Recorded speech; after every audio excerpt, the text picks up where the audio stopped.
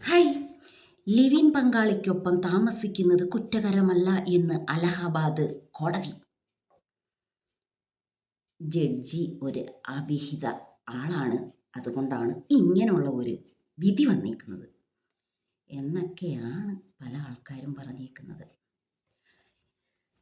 Husband അങ്ങ് പോവുകയാണ് living ടുഗദറിന്. അപ്പം ഈ അങ്ങനെ പോകുമ്പം ഭാര്യ ഉണ്ടല്ലോ, ഭാര്യയ്ക്ക് ഒരു ഒന്നുമില്ലേ, ശരി, ഓക്കെ, ഭാര്യ ആ വഴിക്കങ്ങ് പോയി. അവർക്കും ലിവിങ് ഒക്കെ വേണ്ടേ? അപ്പം കുട്ടികളുണ്ടല്ലോ, ഇവർ രണ്ടും കൂടെ ഒന്നിച്ച് നിന്നാലല്ലേ ആ കുട്ടികളെയൊക്കെ നല്ല രീതിയിൽ മുന്നോട്ട് കൊണ്ടുപോകാൻ പറ്റത്തുള്ളൂ. ഒന്നിച്ച് നിന്നിട്ടും ഫുള്ള് കഞ്ചാവും അതും ഇതും അടി വഴക്ക് കുത്ത് വെട്ട് അങ്ങനെ പോയിക്കൊണ്ടിരിക്കുകയാണ്. ഇനി ഇവർ രണ്ടുപേരും രണ്ട് വഴിക്ക് പോയാൽ ഇവരുടെ കാര്യം, ഇവർക്കൊരു റൈറ്റ് ഇല്ലേ? അതെന്ത് ചെയ്യും? സത്യം പറഞ്ഞാൽ ജഡ്ജിക്ക് അവിഹിതമുണ്ടോ എന്നെനിക്ക് സംശയമുണ്ട്. എനിക്കല്ല, ഒരുപാട് ആൾക്കാർക്കുണ്ട്. ഇല്ലെങ്കിൽ ഇങ്ങനത്തുള്ള ഇത് യൂറോപ്പിലാണ് ഇങ്ങനത്തുള്ള കാര്യങ്ങളൊക്കെ നടക്കുന്നതെന്ന് തോന്നുന്നു കേട്ടോ. ഭാര്യ ഉണ്ടെങ്കിലും ഭർത്താവ് വേറൊരാളുടെ കൂടെ പോകാം, എന്തുകൊണ്ടും ചെയ്യാന്നുള്ളത് ഉണ്ടെന്ന് തോന്നി ഈ ഒരു റൂൾസ്. അപ്പം എന്താണ് ഈ ഇങ്ങനെയുള്ള റൂൾസിനൊരു ഒരു എന്താണ് ഇവർ ഇതിനെക്കുറിച്ച് എന്താ, എനിക്കതങ്ങ് ഒരു സംശയമാണ്. ഇനി ഒരു നല്ല കുടുംബജീവിതം ഉണ്ടാവാൻ പാടില്ലേ? ഒരു ഭാര്യ ഒരു ഭർത്താവെന്ന്, ഭാര്യയ്ക്ക് അഞ്ചാറ് പേര്, ഭർത്താവിന് 5-6 പേര്, അങ്ങനെയുള്ള ഒരു നിയമം, അതുപോലുള്ളൊരു നിയമമാണിത്. എന്താണ് ഇതുകൊണ്ടൊന്ന് ഉദ്ദേശിക്കുന്നത്? ഒരു ഫാമിലി ഉണ്ടാവരുത് എന്നാണോ? നിങ്ങൾ ആരെങ്കിലുമൊക്കെ ഇത് കണ്ടിട്ടുണ്ടോ? കണ്ടപ്പോൾ ഞാനിതൊക്കെയാണ് ആലോചിച്ച് നോക്കിയത്. ഇങ്ങനെ ജീവിക്കണം, ഇപ്പം തന്നെ കല്യാണം കഴിച്ച് ഭാര്യയൊക്കെ ഉണ്ടെങ്കിലും ശരി, പെണ്ണുങ്ങളുടെ പിന്നാലെ ചുറ്റുന്നവരാണ് ഭൂരിപക്ഷം. അവിഹിതത്തിലൂടെ അങ്ങോട്ട് പോകുന്ന ആൾക്കാരാണ്. അപ്പം ഇവർ ഇങ്ങനൊരു റൂൾസ് കൂടെ വന്നു കഴിഞ്ഞാൽ എന്തായിരിക്കും? ഇങ്ങനൊരു റൂൾസ് വന്നാൽ എനിക്ക് തോന്നിയിട്ടുള്ളത് ഡൈവേഴ്സ് ആവുമല്ലോ. അപ്പോൾ ഡൈവേഴ്സ് ആവുമ്പം ഇയാളൊരു തെറ്റുകാരനാവുന്നില്ല. അവർക്ക് വേണ്ട ആ ഒരു എന്താ അവരെ ഇങ്ങനെ എന്താ അതിന് പറയേണ്ടത്, ചെലവിന് കൊടുക്കുന്നതും സ്വത്ത് കൊടുക്കുന്നതൊക്കെ ഉണ്ടല്ലോ, എന്തോ പറയും. അങ്ങനെ കൊടുക്കണ്ടതായി വരില്ല ഇങ്ങനൊരു റൂൾസ് ഉണ്ടെങ്കിൽ.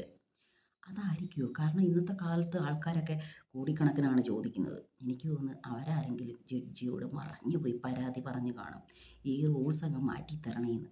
ഇപ്പം ശുഭം, എല്ലാവർക്കും സന്തോഷമായോ? എനിക്ക് തോന്നുന്നു ഒരുപാട് ആൾക്കാർ സന്തോഷപ്പെടും. കാരണം ഇങ്ങനെ ഒരു ഭാര്യയെ ഉള്ളപ്പം വേറൊരു കണക്ഷൻ വെച്ചാലല്ലേ, വെക്കുമ്പോഴല്ലേ നിങ്ങൾ കേസുണ്ടാക്കി ഞങ്ങളെ പിടിച്ച് അകത്തെടുത്തുള്ളൂ. ഇപ്പം അങ്ങനെ ഒരു റൂൾസ് ഇല്ലല്ലോ. ഞങ്ങൾക്ക് എത്ര പേരുടെ കൂടെ വേണമെങ്കിലും പോകാമല്ലോ, നമ്മുടെ ഇഷ്ടമുള്ള ആൾക്കാരുടെ കൂടെ ഞങ്ങൾക്ക് ജീവിക്കാമല്ലോ. ഇവിടെ ഭാര്യ എന്ന് പറഞ്ഞ് ഞാൻ വായും തുറന്ന് എന്നിരിക്കണം. എന്താ, ഞങ്ങൾ പെണ്ണുങ്ങൾ കൂടെ അങ്ങ് പോയാലോ?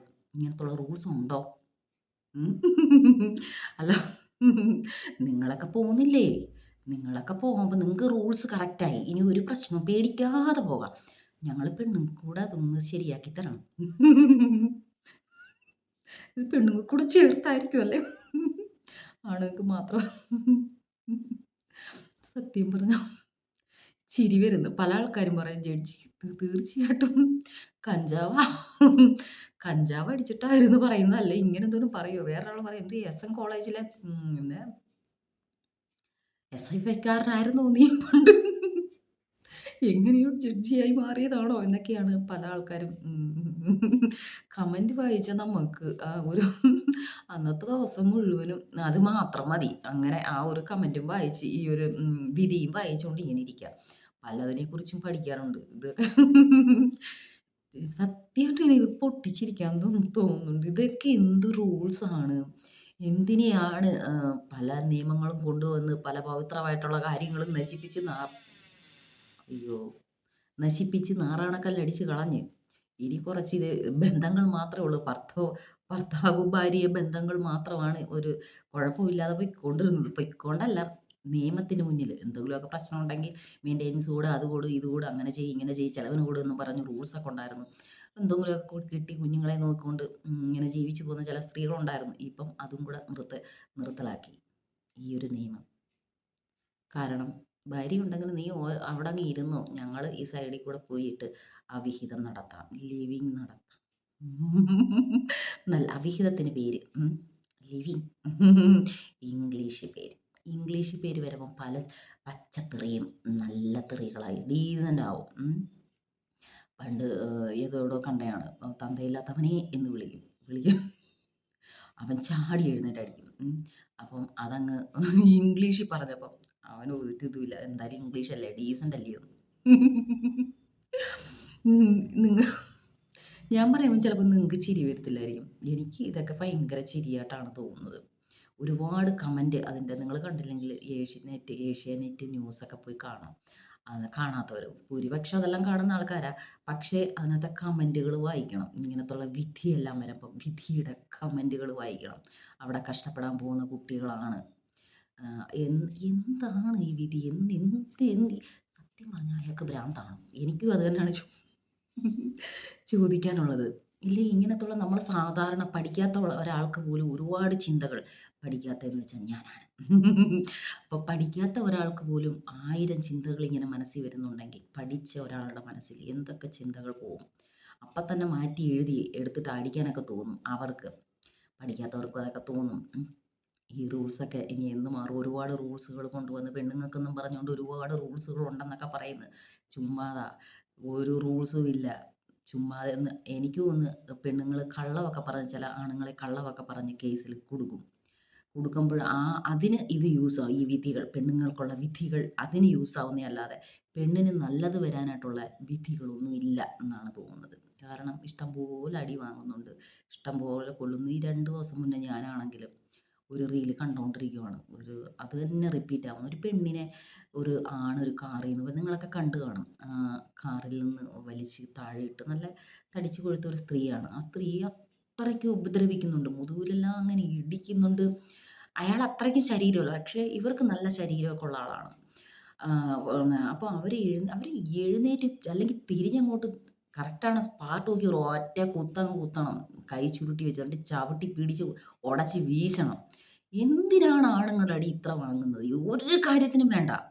നല്ലതായിട്ട് അധ്വാനിക്കുക, നല്ല ഹെൽത്ത്, നല്ല ആ സ്ത്രീക്ക് നല്ല ഹെൽത്തുണ്ട്. എവിടെയെങ്കിലും പോയി എന്തെങ്കിലും ജോലി ചെയ്ത് ജീവിക്കാം. ഈ ആണുങ്ങളുടെ അടിയും കൊണ്ട് ഇടിയും കൊണ്ട് എന്തുമാത്രം അടി നടു റോഡല്ല അതേതോ റോഡാണ്. എനിക്ക് തോന്നുന്നു ഹൈവേയുടെ സൈഡാണോ സംശയമുണ്ട്. നല്ലതായിട്ട് കാണിക്കുന്നില്ലത്. അപ്പോൾ അത്രയും അടിയെല്ലാം കൊണ്ട് ഈ പെണ്ണുപിള്ള ഇങ്ങനെ തന്നെ അങ്ങ് കിടക്കണമെങ്കിൽ എന്തിനായിരിക്കും ഇവർ അടിമയായിട്ടുള്ളത്? അവർക്കൊന്നും അധ്വാനിക്കാൻ വയ്യ. നല്ല ഒരു മനസ്സുള്ള പിന്നെ നല്ല നമുക്ക് അധ്വാനിച്ച് മുന്നോട്ട് പോകാം. എന്തിനാണ് അവൻ്റെ അടി വാങ്ങി ഞാൻ ചാവുന്നതെന്ന് വിചാരിച്ച സ്ത്രീകളാണ് പലതും ഈ ആണുങ്ങളെ വിട്ടുപോയി. ഈ ആണുങ്ങൾക്ക് ചില ടൈം ഭ്രാന്ത് പിടിക്കും. എല്ലാവർക്കും അല്ല ചിലർക്ക്. ചിലരൊക്കെ ജീവൻ കൊടുക്കുന്ന ആൾക്കാരുണ്ട്. അതിലൊരാളാണ് എൻ്റെ ഹസ്ബൻഡ്. ഭയങ്കര സ്നേഹമാണ് കേട്ടോ. ഇതൊക്കെ ഞാൻ ഭയങ്കര ഭാഗ്യം ചെയ്ത ഒരാളാണ്. കാരണം ഒരുപാട് വർഷങ്ങളായിട്ടും എന്നെ ഒരടി പോലും അടിച്ചിട്ടില്ല. എന്നെ വഴക്ക് പറയാറില്ല. ഒന്നും പറയാറില്ല. എന്നെ അറിയുന്നവർക്ക് നല്ലതായിട്ട് അറിയാം. ഞാൻ കള്ളമല്ല പറയുന്നത്. സത്യസന്ധമായിട്ടുള്ള കാര്യമാണ്. അത്രയ്ക്കും നല്ല പല വീഡിയോയിലും പറഞ്ഞിട്ടുണ്ട്. അപ്പം ചിലർക്ക് ദൈവം ചില ലക്കുകൾ കൊടുക്കാറുണ്ട്. അതിലുള്ള ലക്ക് എനിക്ക് കിട്ടി. പല പെണ്ണുങ്ങൾക്കും അതൊന്നും ഇല്ലാതെ പോകുന്നു. അവരിങ്ങനെ അടി വാങ്ങുന്നു. നമ്മളിങ്ങനെ ഓരോ സോഷ്യൽ മീഡിയാസൊക്കെ തുറന്ന് നോക്കുമ്പം ഇത് തന്നെയാണ് നടക്കുന്നത്. പെണ്ണുങ്ങളെ അത്രയ്ക്കും ക്രൂരമായിട്ടാണ് അടിക്കുന്നത്. 2 ദിവസം മുന്നേ നോക്കിയ വേറൊരു പെണ്ണിനെ ഇതേപോലെ കൊച്ചുങ്ങളൊക്കെ പിടിക്കാൻ നോക്കുന്നു. പക്ഷേ എന്താ അയാൾ അടങ്ങത്തില്ല. അത്രയ്ക്കും അടി എനിക്ക് സത്യം പറഞ്ഞാൽ ഒരു ചെറിയ ഒരു വേദന പോലും സഹിക്കാൻ പറ്റത്തില്ല. അതുകൊണ്ട് ഞാൻ വളരെ സൂക്ഷിച്ചാണ് ഓരോ കാര്യങ്ങളും ചെയ്യുന്നത്. മുള്ള് കുത്തുന്നത് പോലും എനിക്ക് സഹിക്കാൻ പറ്റത്തില്ല. ഞാൻ ജീവിതത്തിൽ ഏറ്റവും വലിയ വേദന അനുഭവിച്ചെന്ന് വെച്ച് കഴിഞ്ഞാൽ പ്രസവമാണ്. അതെനിക്ക് സഹിക്കാൻ പറ്റത്തില്ലായിരുന്നു. ലോകം മുഴുവനും അറിയുന്ന രീതിയിൽ ഞാൻ സൗണ്ട് കൊടുത്തു. എൻ്റെ മൂത്ത കുട്ടിയൊക്കെ അവനും എൻ്റെ സൗണ്ട് കേട്ട് അവനും കരഞ്ഞു. ഭയങ്കര പ്രശ്നമായിരുന്നു. അപ്പോൾ നമ്മൾ ഇത്രയും അടിയല്ല ഈ മുതുകിലൊക്കെ ഇട്ട് ഇങ്ങനെ കുത്തും. ഇടിക്കുന്ന ഇടിയെല്ലാം കണ്ടു കഴിഞ്ഞാൽ നമ്മുടെ ശരീരത്താണത് ആ ഇടി വീഴുന്നതെന്ന് വിചാരിച്ച് സഹിക്കാൻ പറ്റുന്നില്ല. ആ അമ്മയുടെ ഒരു വ്യക്തി കുറച്ച് നല്ല മുതിർന്ന സ്ത്രീയാണെന്ന് തോന്നുന്നു. അപ്പം അവരുടെ പാവാടയെല്ലാം പോയി കാലെല്ലാം കണ്ട് അവർ അങ്ങ് മുട്ടൊക്കെ കയറ്റി അങ്ങ് അടിക്കും അങ്ങ്. എന്തായാലും വിധി കഞ്ചാവടിച്ച വിധിയായിപ്പോയി. ഇത് ഞാൻ പറഞ്ഞാൽ കമൻറ്റിൽ വായിച്ച് കഞ്ചാവ് അടിച്ചിട്ടാണ് ഈ വിധി പുറപ്പെടുവിച്ചിട്ടുള്ളത്.